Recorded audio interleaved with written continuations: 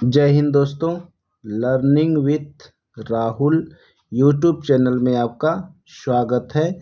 चलिए आज के करंट अफेयर्स में कुछ टॉपिक पे हम लोग डिस्कस करेंगे। पहला टॉपिक ये है कि लाडली बहना योजना को लेकर के गाइडलाइन जारी कर दी गई है। ठीक है, लाडली बहना योजना जो है वो किस प्रदेश की योजना है? तो मध्य प्रदेश की योजना है, यानी कि एमपी से संबंधित ये योजना है। ठीक ना।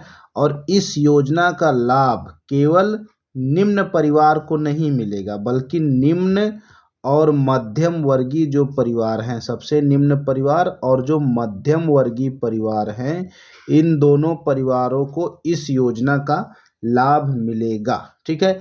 और इस योजना के तहत महिलाओं को 1,000 रुपया, कितना रुपया? 1,000 रुपया मासिक पेंशन दिया जाएगा। 1,000 रुपया मासिक, यानी कि एक महीने में महिलाओं को 1,000 रुपये पेंशन के तौर पर मिलेंगे। और ख़ास बात, ये कंडीशन किसके लिए लागू है? उनके लिए लागू है जिनकी की आय जो है, टोटल कमाई जो है वो 2.5 लाख रुपए से अधिक नहीं है। यानी कि कमाई, एक वर्ष की कमाई 2.5 लाख से कम होनी चाहिए। तो उन परिवारों की महिलाओं को 1,000 रुपया मासिक पेंशन के तौर पर दिया जाएगा। किस योजना के तहत? लाडली बहना योजना के तहत। और ये किस राज्य की योजना है? तो ये मध्य प्रदेश राज्य की योजना है। क्लियर है। और अनुमान लगाया जा रहा है कि इस योजना से सरकार के ऊपर लगभग 12,000 करोड़, कितना? 12,000 करोड़ का भार पड़ेगा। क्लियर है। और ये भी अनुमान लगाया जाएगा कि 5 साल में ये आंकड़ा लगभग 60,000 करोड़ पार कर जाएगा। क्लियर। तो याद आपको क्या रखना है कि लाडली बहना योजना मध्य प्रदेश से संबंधित है। निम्न और मध्यम वर्गीय परिवार दोनों को लाभ मिलेगा। उन परिवारों को जिनकी वार्षिक आय 2.5 यानी 2.5 लाख रुपए से कम है, उन परिवारों की महिलाओं को 1,000 रुपया मासिक पेंशन के तौर पर दिया जाएगा। क्लियर है। दूसरा जो हमारा टॉपिक होगा, इसमें दूसरा टॉपिक देख लेते हैं कि कोल जनजाति का महाकुंभ। कोल जनजाति का महाकुंभ। क्लियर। देखिए, कोल जनजाति महाकुंभ को संबोधित किया गया है। ठीक। देखिए, सबसे पहली बात कि ये कहाँ पे संबोधन हुआ, किस राज्य से संबंधित नाम आ रहा है? तो मध्य प्रदेश से संबंधित बातें हो रही हैं यहाँ पे कोल जनजाति महाकुंभ को। और इस अवसर पे, यानी कि जो मध्य प्रदेश में एक जगह है सतना। कौन सी जगह है? सतना। मध्य प्रदेश के सतना में सबरी माता जयंती का अवसर था। सबरी माता जयंती, सबरी माता जयंती। श्री रामचरितमानस और रामायण में आपको सबरी माता का नाम देखने को मिलेगा। सबरी माता जयंती अवसर पर जो केंद्रीय गृह एवं सहकारिता मंत्री अमित शाह जी ने, किसने?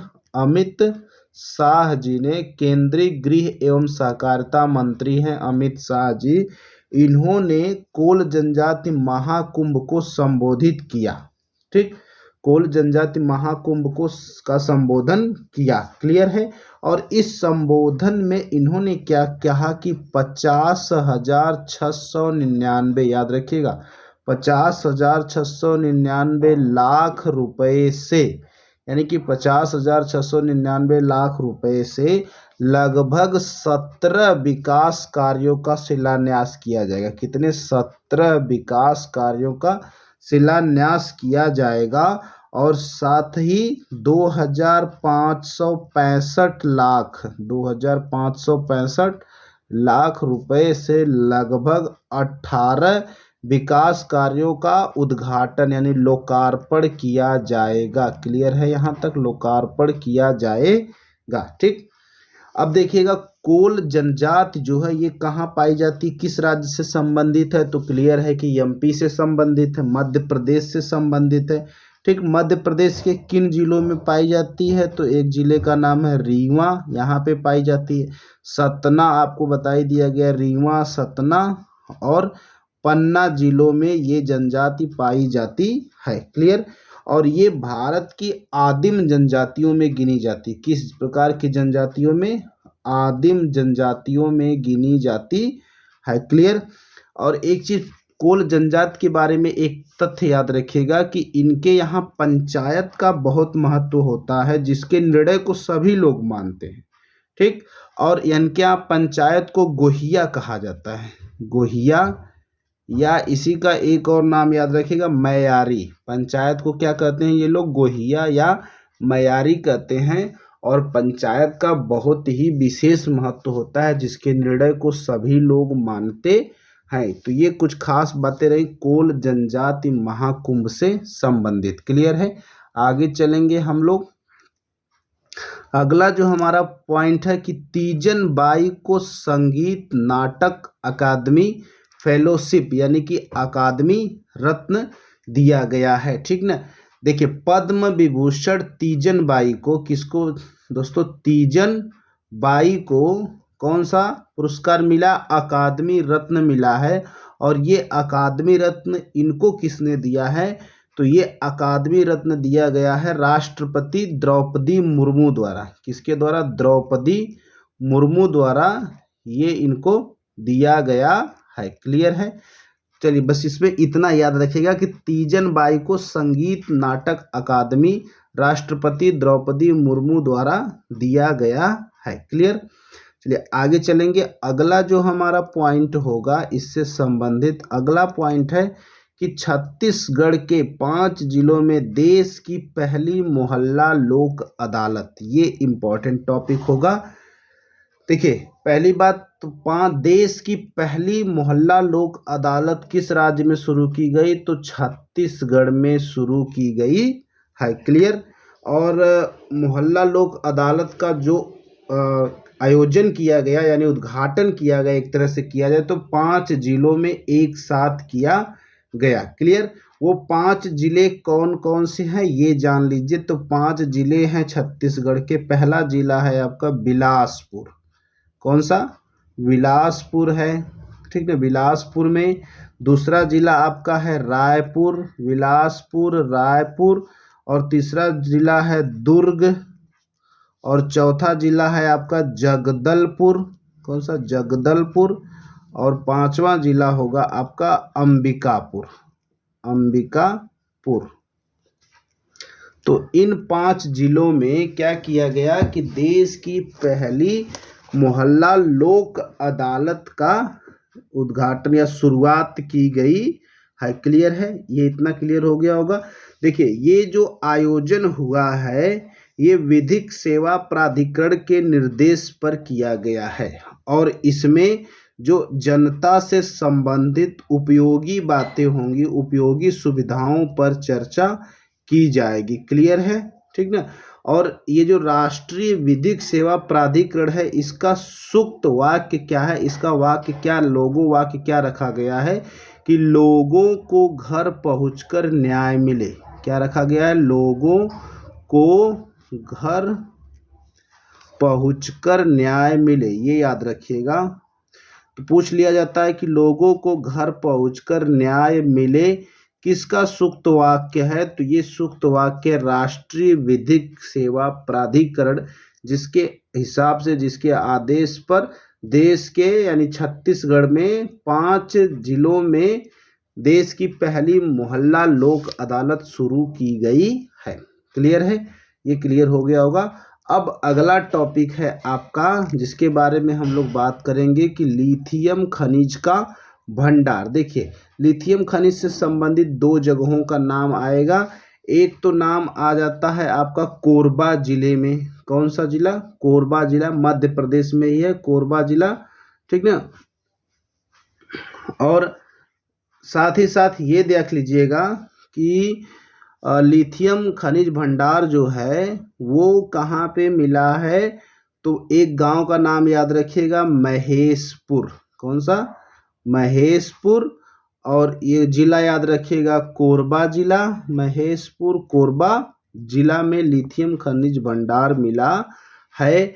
और ये संकेत मिला है कि यहाँ पे लिथियम है लगभग जमीन से 80 फीट नीचे, 80 फीट नीचे ये मिला है लिथियम खनिज भंडार। इसके अलावा जम्मू और कश्मीर में भी लिथियम का भंडार मिला है और लिथियम का प्रयोग किया जाता है जो वाहन होते हैं, जो गाड़ियां होती हैं, इनकी बैटरी को बनाने में, क्या करने में, इसकी बैटरी को बनाने में, मोबाइल की बैटरी को बनाने में लिथियम का प्रयोग किया जाता है। क्लियर हो गया होगा। चलिए आगे चलेंगे। अगला जो टॉपिक होगा हमारा वो है दोस्तों कि राजस्थान सरकार द्वारा वृक्षारोपण बढ़ाने के लिए नई पहल की गई है। तो वृक्षारोपण बढ़ाने के लिए पहल किस सरकार द्वारा की गई? राजस्थान सरकार द्वारा की गई है और इसका नाम क्या रखा गया है? ये रखा गया है tree outside forest in India. Tree outside forest in India यानी कि टॉफी। ठीक ना, अगर आपसे पूछ लिया जाए टॉफी किस सरकार की पहल है तो राजस्थान सरकार की पहल है और इसमें क्या किया गया है कि वृक्षारोपण को बाहर बढ़ाने के लिए ये पहल की गई है। ये बोला गया कि जो जंगल है, वन है, इससे बाहर भी वृक्षारोपण किया जाए ताकि वृक्षारोपण को बढ़ावा मिल सके। क्लियर है दोस्तों। चलिए इससे क्या होगा कि कार्बन पृथक्करण, कार्बन का जो स्तर बढ़ता जा रहा है उसमें कमी देखने को मिलेगी। ठीक, और एक चीज और याद रखिएगा कि ये जो टॉफी का कार्यक्रम है यानी वृक्षारोपण बढ़ाने के लिए जो कार्यक्रम रखा गया है, ठीक ना, ये कार्यक्रम क्या किया गया है, ये एक अमेरिकी एजेंसी, किस देश की एजेंसी? अमेरिकी एजेंसी, उसका नाम है USAID के सहयोग से किया जा रहा है। क्लियर। इससे क्या होगा, इसमें क्या किया गया टॉफी कार्यक्रम में, किसान और कंपनियों को एक साथ ला करके जो जंगल वाला हिस्सा है उससे बाहर भी पेड़ लगाने के लिए पहल शुरू की गई है। क्लियर है दोस्तों। चलिए आगे चलेंगे। अगला जो पॉइंट होगा हमारा उस पे बात करेंगे कि भरतपुर अभयारण्य के अंदर डॉल्फिन गैंडों के लिए चिड़ियाघर की योजना, इस पे थोड़ा सा ध्यान दीजिएगा, समझिएगा क्या है ये। ठीक ना, देखिए पहली बात, भरतपुर अभयारण्य अगर आपसे पूछ लिया जाए तो ये राजस्थान सरकार से संबंधित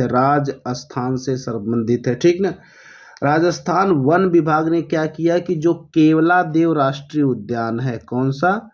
केवलादेव जो राष्ट्रीय उद्यान है, इसी केवलादेव के अंदर एक चिड़ियाघर बनाने की बात की। क्या? चिड़ियाघर बनाने की बात कही है और प्रस्ताव दिया है कि इसके अंतर्गत चिड़ियाघर बने, जिसे क्या किया जाएगा? भरतपुर पक्षी अभयारण्य के रूप में जाना जाएगा। किसके रूप में? भरतपुर पक्षी अभयारण्य। और जब इसका नाम आएगा तो आप राजस्थान को याद रखेंगे। ठीक ना, और इसको भरतपुर पक्षी अभयारण्य के नाम से जाना जाता है और इसमें गैंडो यानी कि जो गैंडे होते हैं और जो डॉल्फिन होती है, जो मगरमच्छ हैं, इन सब की एक श्रृंखला प्रदर्शित की जाएगी। डॉल्फिन की, गैंडों की, मगरमच्छ की और जो विदेशी प्रजातियां हैं इनकी एक श्रृंखला प्रस्तुत की जाएगी। ठीक ना, और ये क्यों किया जा रहा है? ये इसलिए किया जा रहा है कि केवलादेव राष्ट्रीय उद्यान जो है इसका कायाकल्प हो रहा है, इसके अंतर्गत ये कार्यक्रम किया जा रहा है। ठीक है, क्लियर हो गया होगा भरतपुर अभयारण्य की बातें। ठीक ना, चलिए दोस्तों आज के लिए इतना ही। अगर आप चैनल पर नए हैं, चैनल को सब्सक्राइब कर लीजिएगा, बेल आइकन को प्रेस कर लीजिएगा। मिलेंगे अगले वीडियो में। जय हिंद।